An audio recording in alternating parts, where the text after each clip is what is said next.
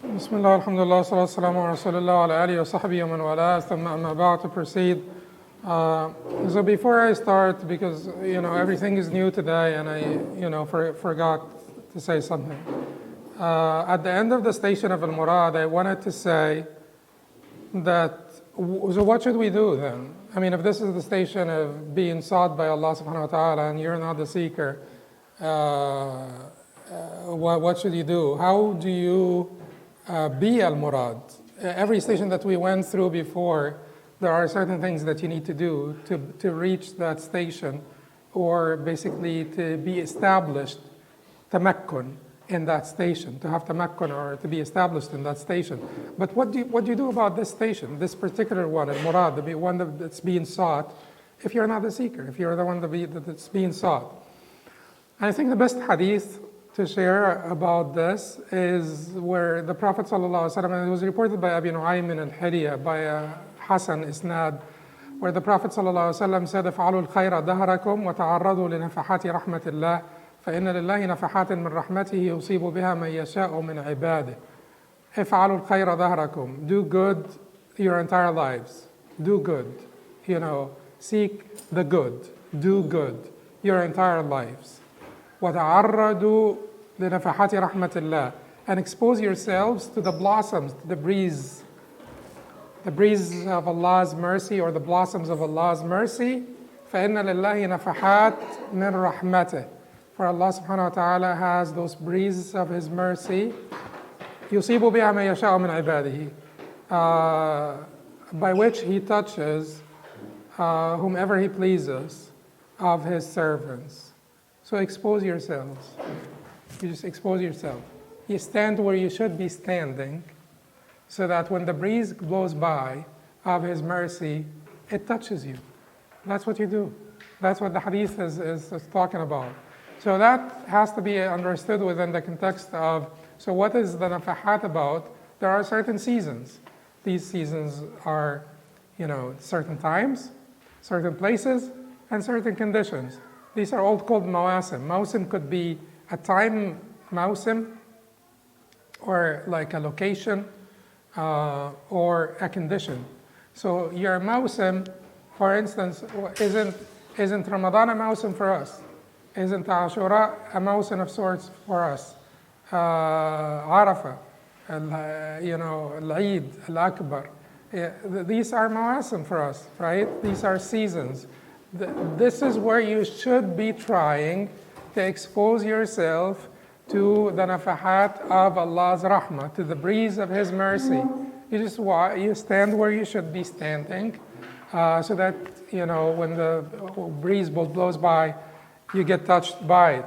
Likewise, these are different times. There are certain locations, like if you go to Mecca, for instance, and instead of wasting time standing in line for the open buffet, which a lot of people do, you just expose yourself. Man, this is your time. You're here for a few days. So expose yourself to the breeze of His mercy. Stand where you should be standing to get touched by the breeze of His mercy. It is all over the place in Mecca, but next to the open buffet, you probably would be better off at the haram or something. So location, and then conditions. If you're traveling, if you're sick, didn't the Prophet ﷺ tell us about the dua being answerable in certain conditions? Sickness is one of them. Travel is one of them. So you get yourself more engaged in dua and in zikr and so on in these conditions. So we're talking about places, we're talking about times, and we're talking about conditions. And expose yourself to the breeze of His mercy. If it blows by and you're standing in the right spot, you'll be touched by it. افعلوا الخير دهركم وتعرضوا لنفحات رحمة الله فإن لله نفحات من رحمته يصيب بها ما يشاء من عباده. That's all you can do to be wanted by Allah subhanahu wa ta'ala for purification and elevation, and to be sought by Him, to be a murad and not just a murid. Okay, now it's the Fiqh of Zakat. And we will have to cover 2 chapters today. And next time we will have the chapter on paying the zakat, which is the chapter of Ikhraj al-Zakah. And the following week, inshallah, we will have 2 chapters, the chapter of those that are deserving recipients of zakat, and the chapter of those who are not qualified to receive the zakat. Those that you could give the zakat to and those that you cannot give the zakat to. So within 3 weeks, inshallah, we should be done with the book of zakat. The Shaykh rahimahullah, Imam ibn Qudamah rahimahullah, in his book al-Umdat said, وَلَا زَكَاةَ فِيهَا حَتَّى يَنْوِيَ بِهَا التِّجَارَةِ وَهِيَ نِصَابٌ حَوْلًا كَامِلًا ثم يقومها فإذا بلغت أقل نصاب من الذهب أو الفضة أخرج الزكاة من قيمتها. We're talking now about the chapter of the zakat of merchandise, the chapter of zakat of trade goods or merchandise. He said there is no zakat on merchandise until the person intends to trade with it. And it has been at the nisab for an entire year. Then, or hawl, then he should assess it, and if it has reached an amount equal to whichever nisab of gold or silver is less, at that time, he must pay zakat on its full value. So he's saying, the ruling of zakat of merchandise, the vast majority of Muslim scholars said that the zakat of merchandise is obligatory. And that is the position of the 4 Imams, that's the position of the 4 schools. Other positions are considered extremely minor position. But the established position in Islamic fiqh, which is the agreement of the 4 mazahib, and the vast majority of scholars, is that the zakat is binding in merchandise, trade goods. The Sheikh said, حتى ينوي بها التجارة, there is no zakat on merchandise until the person intends to trade with it. And we will come back and we will come back to address this. When does his niyyah make the trade goods zakatable? But first, he says, حتى ينوي بها التجارة وهي نصاب, and it has been at the nisab for an entire year.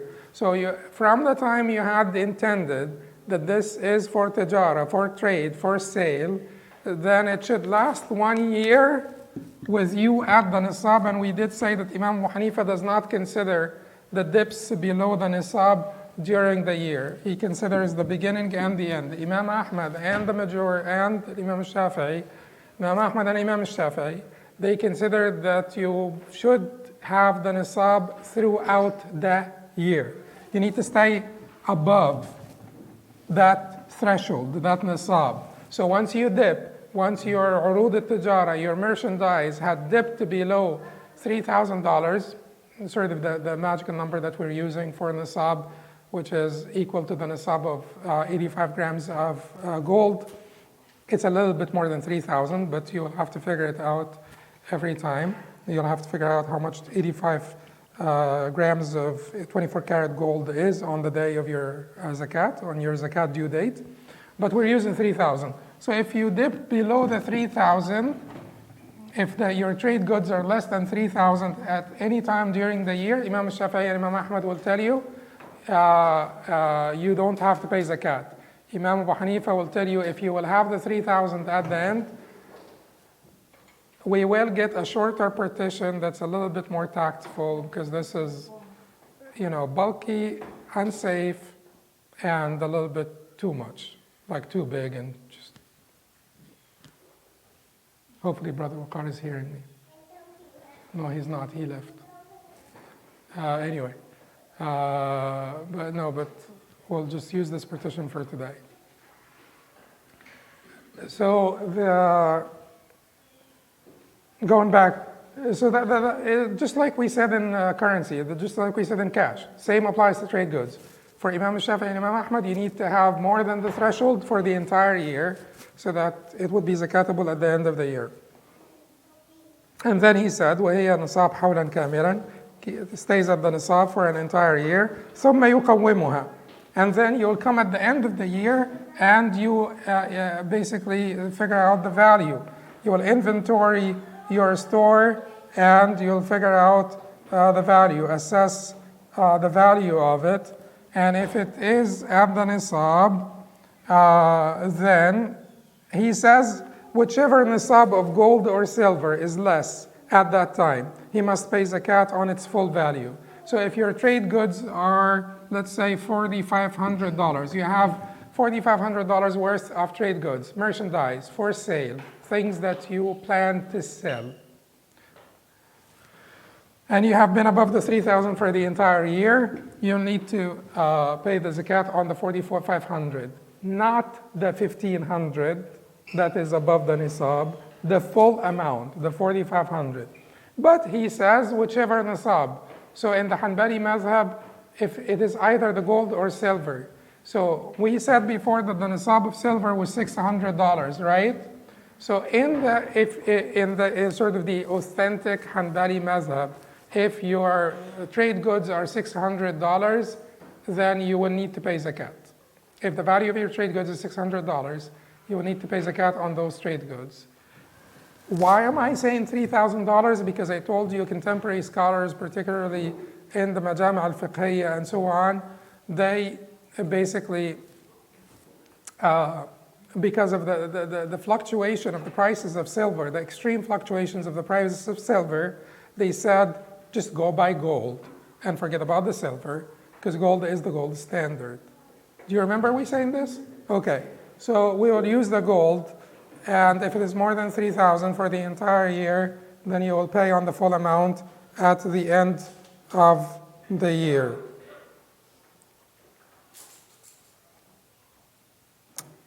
What is it that you'll pay? What is it that you'll pay? 2.5%, just like cash. But what are you going to pay out? What are you going to give out? Cash, not merchandise, cash. This is the only time where you give out something other than the zakatable property. This is the only time where you will give out something other than the zakatable property, because the nisab of it is determined on the basis of gold and silver, is determined on the basis of currency. Therefore, you will give out currency. And because poor people will not, like whatever it is that your trade goods are, they may not have any use for whatever your trade goods are. So someone like who trades in nails, for instance, and he gives 200 nails. So it is given out in cash. It is given out in cash. Here, can you give the zakat out in merchandise if the merchandise will be better for the poor? Huh? Is food something they can consume? Probably yes. Okay, so that is part of a larger question, which is given the zakat out in value, not in kind. In value, the value of the zakat. Who said you cannot give the zakat out in value and you'll have to give out whatever has been prophetically designated? Like if my zakat is 1 sheep, for instance, if I have 5 camels and my zakat is 1 sheep, 5 camels, my zakat is 1 sheep. Can I give out, instead of the 1 sheep, $300, because 1 sheep equals $300? Can I give out $300? You said yes. Okay. No, you know how it is in fiqh. If you say yes or no, you'll be fine.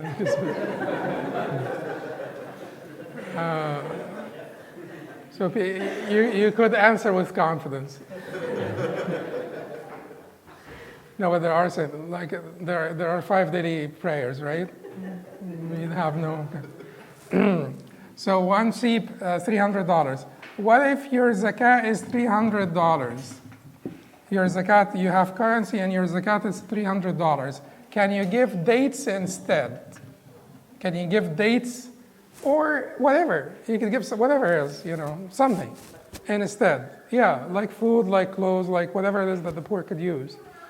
instead of, can you give vouchers?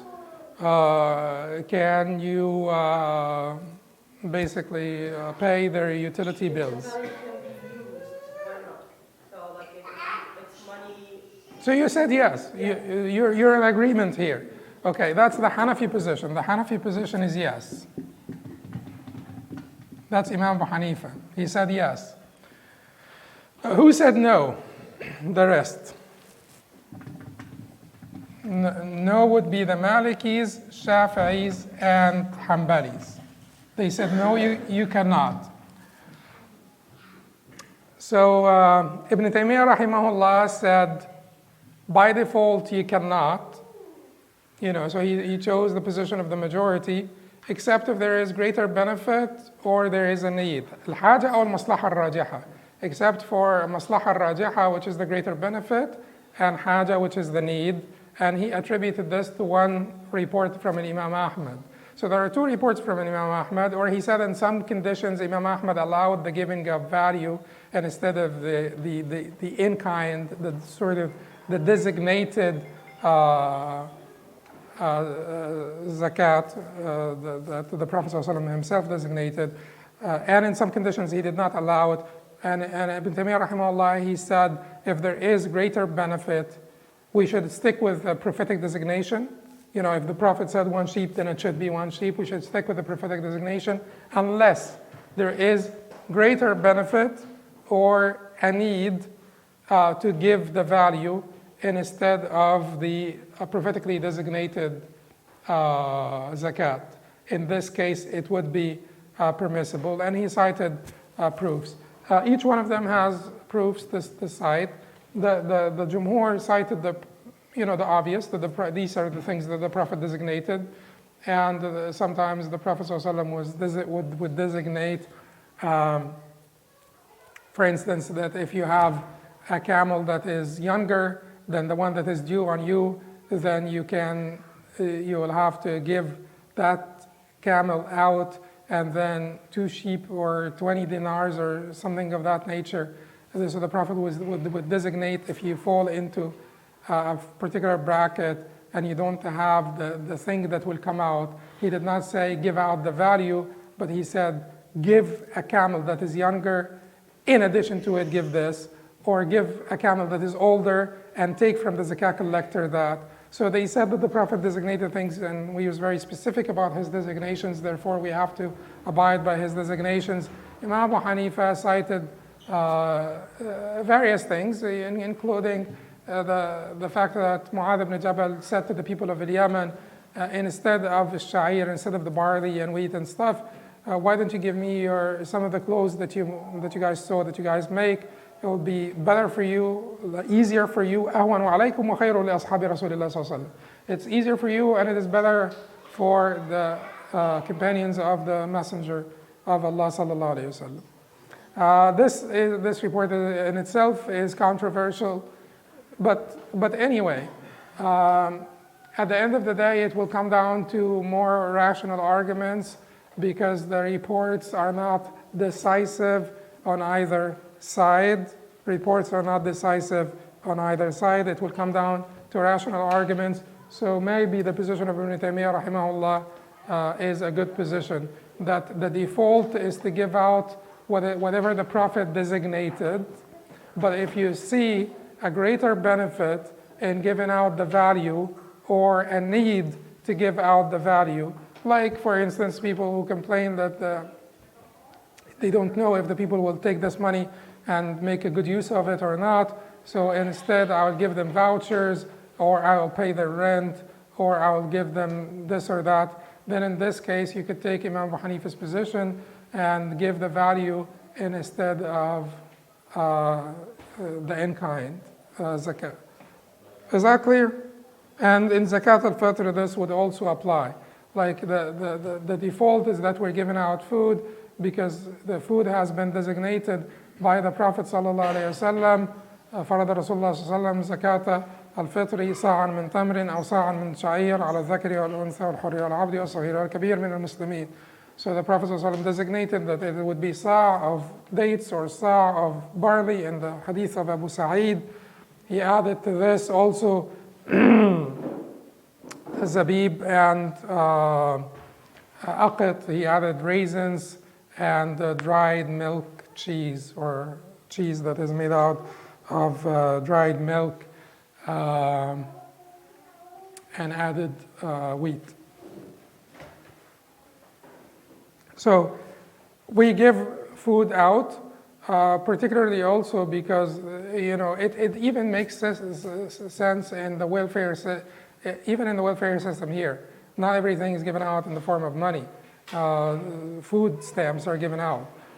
Some people may, take the money and use it for sort of like suboptimal expenditures and do not spend enough money on food for themselves and their families. So when you do give out the zakah, and keep in mind that when you give out food, you're giving out the food staples of whatever locality you live in. And when you give out food staples to the poor in that locality, you could give them an amount that would be sufficient for them for 6 months or so.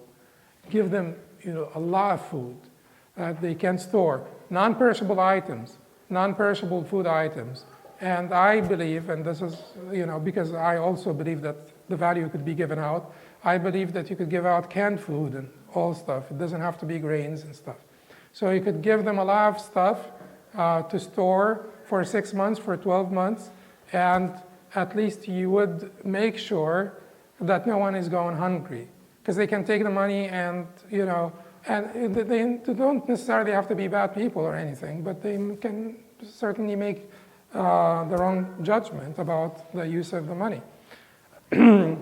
Okay, so the default should be to give it out in the designated forms that the Prophet ﷺ talked about, but if there is a greater benefit or there is a need, certainly the position of Imam Abu Hanifa does have merit and strength, and in this case it should be used.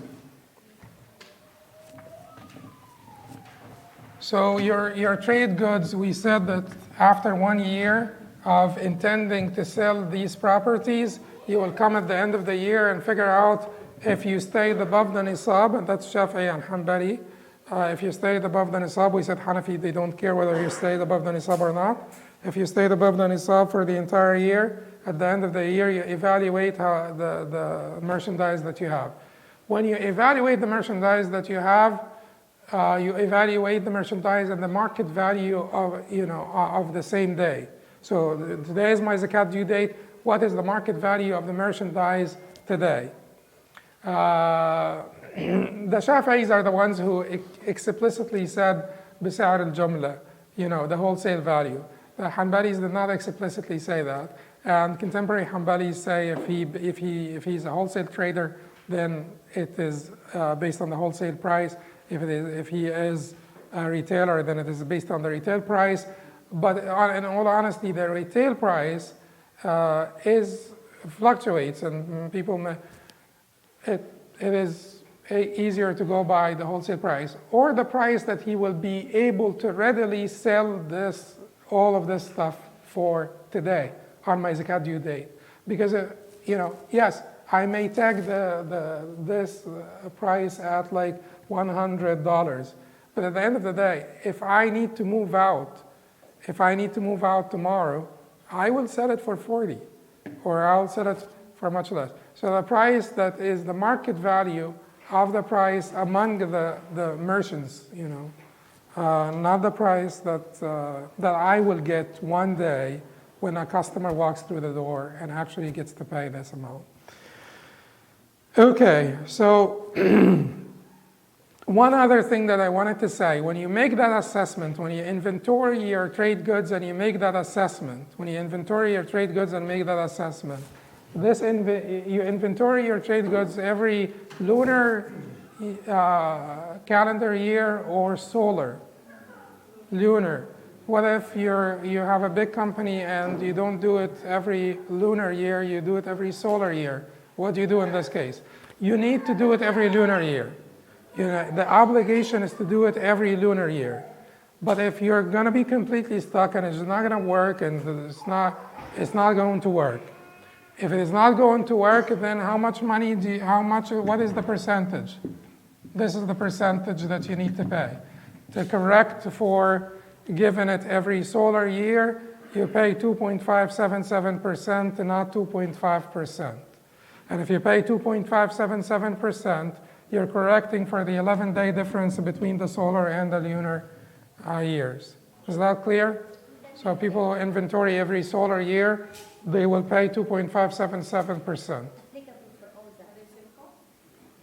No, well, people who don't have to, people who, if you're talking about the zakat in your bank account, why don't you do it every lunar year? Because I can't keep up with it. Well, make it Ramadan first. Choose like a day. What we're talking about, people who have muttarrun, people under sort of, big companies, for instance, here in America, and if they do their inventory every lunar year, and then they come back and do another inventory every solar year, they could be spending lots of money on this. It's not easy to inventory your storage.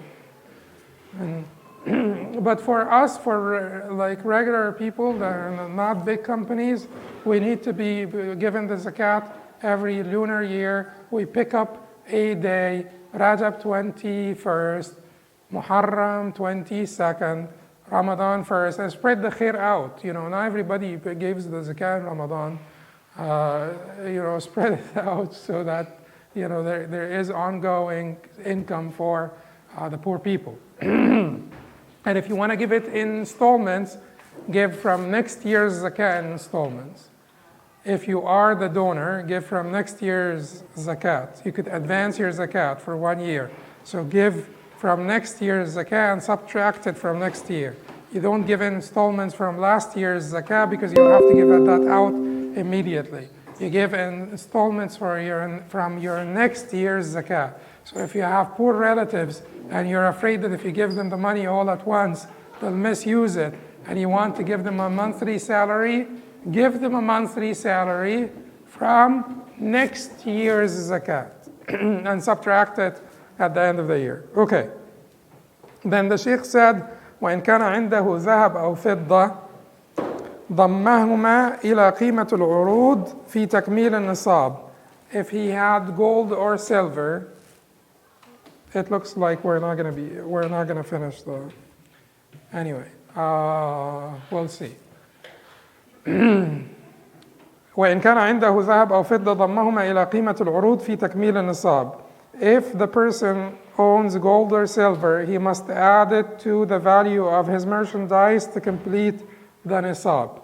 He must add it to his merchandise to complete the nisab. Meaning you combine the gold, silver, cash, and trade goods. All of them. He's not mentioning cash here because the gold and silver used to be their currency. We're adding cash here. So you're combining gold, silver, cash, and trade goods. If the total is equal to or more than the nisab, the zakat threshold, the zakatable minimum, you need to pay zakat. Certainly the gold that is used for halay, for gold used for women, or the halal silver that is used by men. We did talk about this in detail last time, and we talked about the position of Imam Abu Hanifa and the position of the three other Imams with regard to the zakatability of that gold. Zakatability of that gold. Everybody remembers, right? Good. Alhamdulillah. So here in the Hanbali Mazhab, they will not count that gold towards your nisab because it's not a zakatable gold. So the jewelry that the women have, it will not go into this, equation here. Then the Sheikh said, وإذا نوى بعرض التجارة القنية فلا زكاة فيه ثم إن نوى به بعد ذلك التجارة استأنف له حولا. If a person intends for this merchandise to be private property for personal use, there is no zakat on it. If afterwards he intends to prepare it again for trade, he should begin counting a new hawl for it. And that position is the sort of unauthorized position in the madhab. I'll tell you the stronger position in the madhab now. But he's saying that, what is Imam Qudamah saying here? He's saying that if you have trade goods, but you intend that I'll use this for home. You had a car, and this car was, you're a car dealer, and you had one of the cars. This car, you intended that I'll give this to my son or give this to somebody. I'll use it. This car will not be zakatable anymore. From that moment that you had intended that it is not, for sale anymore, that it is for qunya, for personal use. Okay, so what if you have this car, and you intended that it will be for personal use, and then you had it for some time, and then you said, well, you know what, I'm just going to sell it. So it became what? A merchandise for sale, trade goods. The Sheikh is saying the niyyah would be an efficient cause to change the status of this car both ways. It's both ways. It's a two-way street. You make the niyyah that this is for personal use now, it becomes for personal use, you don't have to pay zakat. You change the niyyah and you make a niyyah that this is now for sale, then the niyyah will be sufficient to change the status. Your niyyah will be sufficient to change the status of that property item to being trade good, like merchandise for sale, and to be zakatable. Is that clear? And it is simple and straightforward. That's why we usually use it in fatwa quite often, because it's simple and straightforward. It's vice versa. It's both ways. You change your niyyah, However, keep in mind, this is not the authorized position in the madhab. It's not even the authorized position in any madhab. Yeah. Because the authorized position in the four madhab is that the niyyah is not sufficient to change it back to being trade goods. So once it is, if it is, so, okay. So let me tell you this. So in the four madhab, they have these, they have two conditions for the thing to be zakatable. For the trade goods to be zakatable, they have two conditions. They have sababul milk and they have an-niyyah. So they have the cause of acquisition, and they have the niyyah, the intention. So in order for something to be zakatable trade goods in the four madhahib, you have to have acquired it by your own action. If you inherited it, it's not zakatable. Even if you intend at the time of inheritance that it will be for sale, it's still not zakatable, because inheritance is a passive acquisition, not an active acquisition. Active acquisition is when you purchase something, and when you take something in exchange for something else, or in exchange of a usufruct, not necessarily something else, another property, but a usufruct. You work for somebody and they give you, they'll tell you, if you finish this wall, if you build it for me, or you paint this wall for me, I will give you my bicycle. And you intend at the time of the acquisition that this bicycle will be for sale. This bicycle is zakatable by agreement. And then they disagree whether when you acquire it through gift or a wasiyah, the Hanbalis consider this to be still active acquisition because you accepted the gift or the wasiyah. And this acceptance is an active, a form of active acquisition on your part. So if it is inheritance, if it passes to you through inheritance, that is when they all agree that it does not become zakatable, except that position in the Hanbali madhab, that does not really, but when it comes to the authorized position in the four madhab, whatever passes to you through inheritance, that is passive acquisition, right? Passive acquisition makes it not zakatable, even if you intend at the time of acquisition that it is for sale. When is it zakatable? When you collect the money, when you sell it, and collect the money.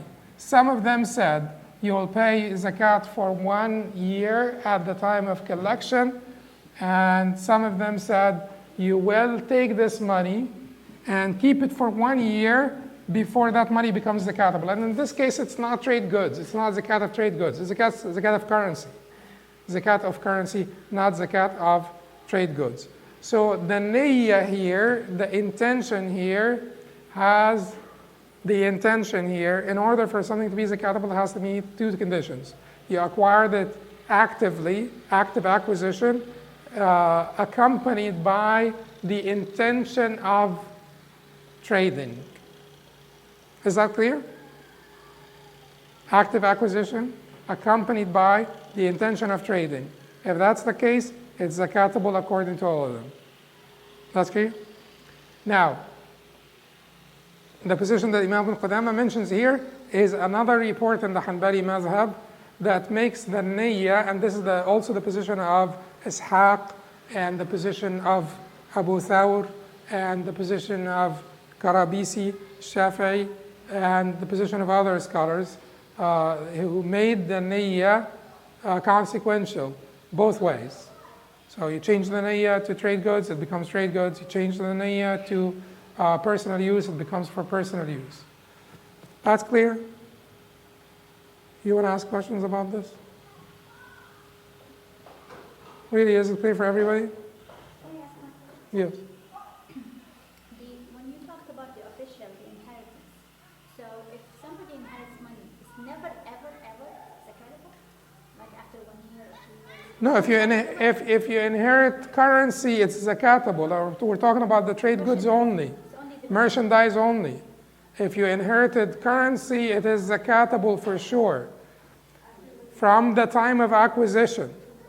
From the time of acquisition, it becomes zakatable from the time of acquisition. And then you count 1 year from the time of acquisition. And then you pay the zakat on this money. But if you inherited trade goods, that is where the discussion is. We're talking only about trade goods now. If you inherited trade goods, in trade goods to become zakatable, why is this? How do they justify this? They tell you that trade goods are by default not zakatable, because the things that are zakatable in and of themselves are what?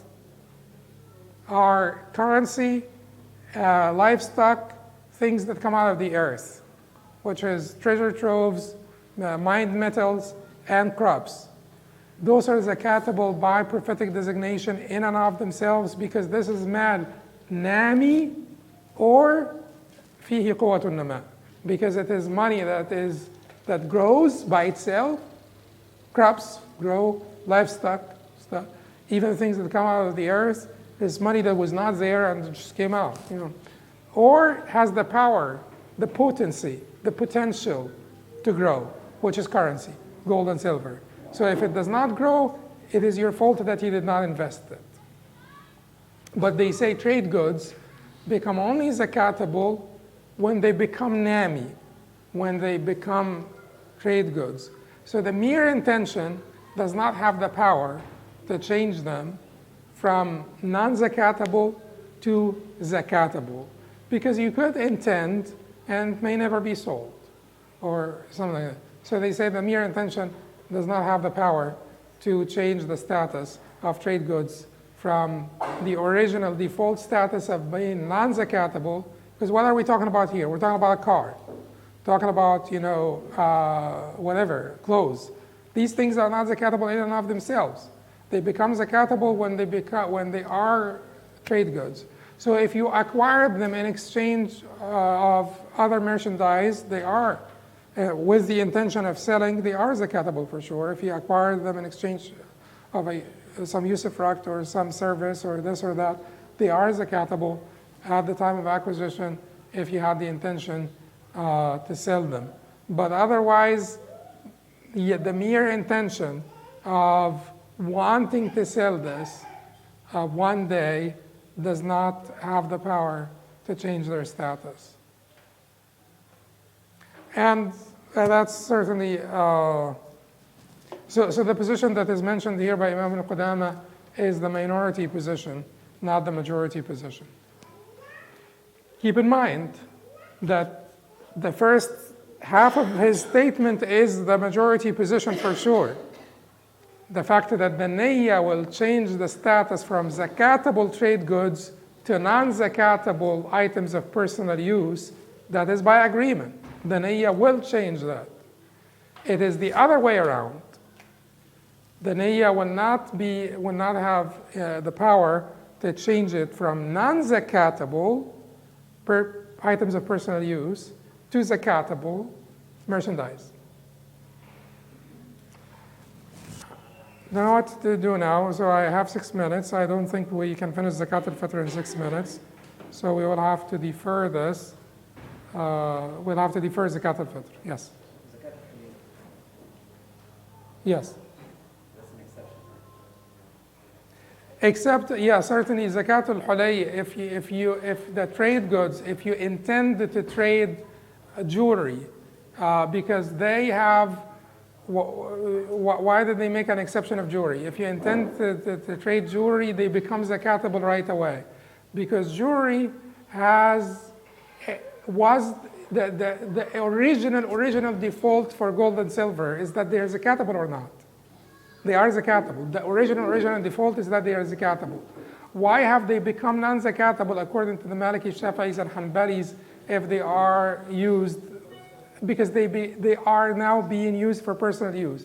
But their original default is gold and silver. So the niyyah, the mere intention, will be sufficient to change their status back to the original default, which is that they are zakatable. Yes? I was going to make a comment about the lunar calendars that now we don't know. The Google calendars or your iPhone calendars, you can actually add the Islamic calendar. You can have the Islamic calendar. Yeah, you could add the Islamic calendar to your Google calendar. You guys know that. Google has the Islamic calendar. Even the iPhone calendar? How do you do that?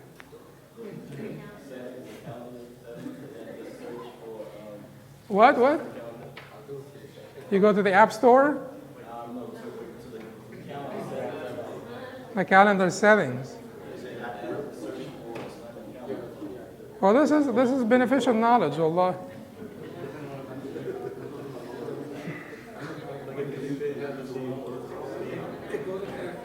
Okay, so you go to your calendar settings in the iPhone and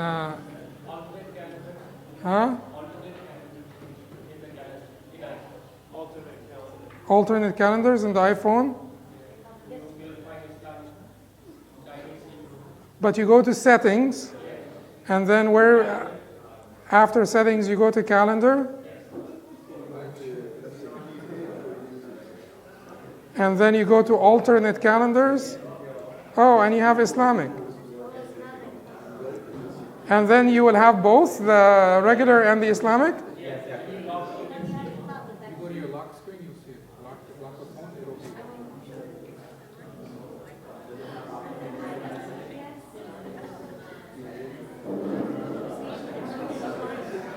Okay, Jazakumullah khairan. That's actually great. We're done. قل قولي هذا استغفر الله لي ولكم سبحانك اللهم وبحمدك اشهد ان لا اله الا انت استغفرك واتوب اليك.